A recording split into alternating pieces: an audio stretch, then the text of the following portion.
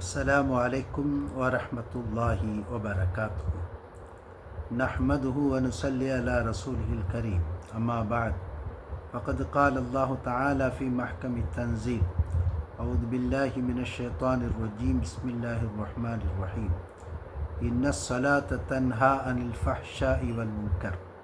क़ाल नबी सल्लल्लाहु अलैहि वसल्लम अस्सलातु इमादुद्दीन वमन अक़ामहा फ़क़द अक़ामद्दीन वमन तरकहा फ़क़द हदमद्दीन। वक़ाल अय्ज़न खैरुल कलामि किताबुल्लाह व खैरुल हदी हदी मुहम्मदिन सल्लल्लाहु अलैहि वसल्लम। सदक़ल्लाहुल अज़ीम व सदक़न नबियुल करीम। रब्बि औज़िअनी अन नश्कुर निअमतकल्लती अन्अमत अलैना। अल्लाहुम्मा अग़फ़िर शुयूख़ना व लिजमीइल हाज़िरीन பிரஹ்மதிக யா அர்ஹமர் ராஹிமீன். அன்பிற்குரிய அல்லாஹ்வின் நல்லடியார்களே, தாய்மார்களே, சகோதர சகோதரிகளே, நபிகள் நாயகம் ஸல்லல்லாஹு அலைஹி வஸல்லம் பல்வேறு சந்தர்ப்பங்களிலே பல்வேறு ஓமானங்களை சொல்லியிருக்கிறார்கள். தொழுகையாளிக்கு ஓமானம் சொல்லுகிற போது ஒரு மரத்திலிருந்து உதிர்கிற இலையைப் போல அவனுடைய பாவங்கள் உதிர்ந்துவிடும் என்று சொன்னார்கள். அபூதர் ரலியல்லாஹு அன்ஹு என்கிற ஒரு சஹாபியை அழைத்து கொண்டு ஒரு மரத்தின் அருகில் சென்று அதை பிடித்து உருக்கினார்கள். தோழரை, நான் என்ன செய்கிறேன் என்று கேளுங்கள் என்றார்கள். அவங்க கேட்டாங்க. நபி ஸல்லல்லாஹு அலைஹி வஸல்லம் சொன்னாங்க, இந்த மரத்திலிருந்து இலைகள் உதிர்வது போல தொழுகையாளியினுடைய பாவங்கள் உதிர்ந்துவிடும் என்று சொன்னாங்க. இந்த ஓமானம் நமக்கு காட்டுகிற ஒரு செய்தி, அந்த இலை உதிரும்போது மரத்துக்கு வலிப்பதில்லை. இலையை பிடுங்கினால்தான் மரத்திற்கு ஏதாவது வலியோ வேதனையோ ஏற்படலாம்.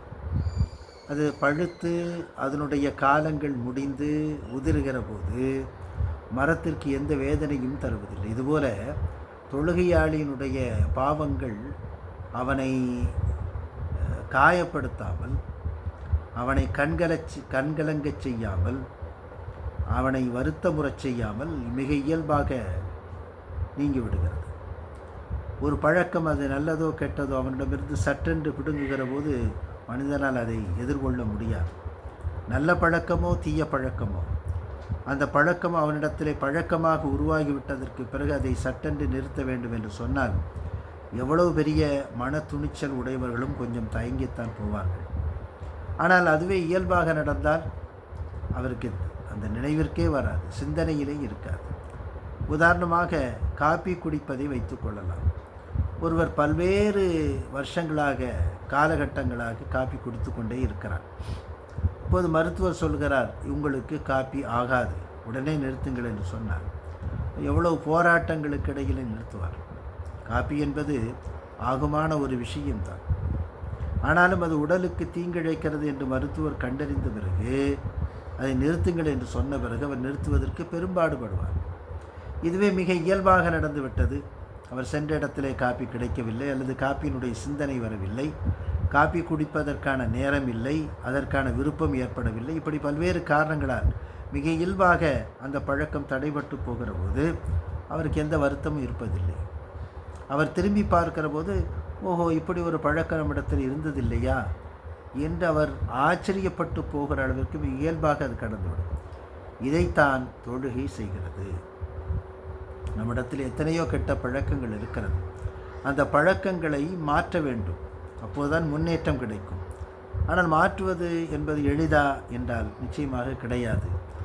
அது மனிதனுடைய உணர்வோடு பின்னி பிணைந்திருக்கிற காரணத்தினாலே எளிமையாக ஒன்றும் நடைபெறாது. பல்வேறு மனப்போராட்டங்களுக்கு இடையில் தான் அவற்றை மாற்ற வேண்டும்.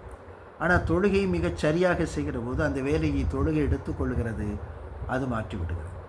நபிகள் நாயகம் ஸல்லல்லாஹு அலைஹி வஸல்லம் இன்னொரு உதாரணத்தையும் தருகிறார்கள். ஒரு மனிதனுடைய வீட்டிற்கு முன்னாலே ஆறு ஓடுகிறது. அந்த ஆற்றிலே 5 முறை குளிக்கிறார் என்று சொன்னால் அவருடைய உடலிலே எங்கேனும் அழுக்கு தங்கி இருக்குமா என்று கேட்டார்கள் நபி ஸல்லல்லாஹு அலைஹி வஸல்லம் சஹாபாக்களிடத்தில். ஒரு முறை குளித்தாலே அழகாக இருக்கும், 5 முறை குளித்தால் கேட்க வேண்டும், எந்த அழுக்கும் இருக்காது என்று சொல்லும்போது, தோழர்கள் இந்த பதிலை சொல்லும்போது நபி ஸல்லல்லாஹு அலைஹி வஸல்லம் சொல்கிறாங்க, அதுபோலத்தான் தொழுகையாளினுடைய உள்ளத்தில் எந்த அழுக்கும் இருக்காது, அவ்வளவு பரிசுத்தமானவனாக அவன் மாறிவிடுகிறான் என்று நபிகள் நாயகம் ஸல்லல்லாஹு அலைஹி வஸல்லம் சொன்னார்கள். இப்படி நம்மை புடம்போட்டு மாற்றுகிற இந்த தொழுகையை எவ்வளவு பேணுதலாக கடைபிடிக்க வேண்டும் என்பதை நாம் எண்ணி பார்க்க வேண்டும். அல்லாஹ் நமக்கு தௌஃபீக் செய்வானாக. வாஹிர் தஅவானா அல்ஹம்துலில்லாஹி ரபில் ஆலமீன்.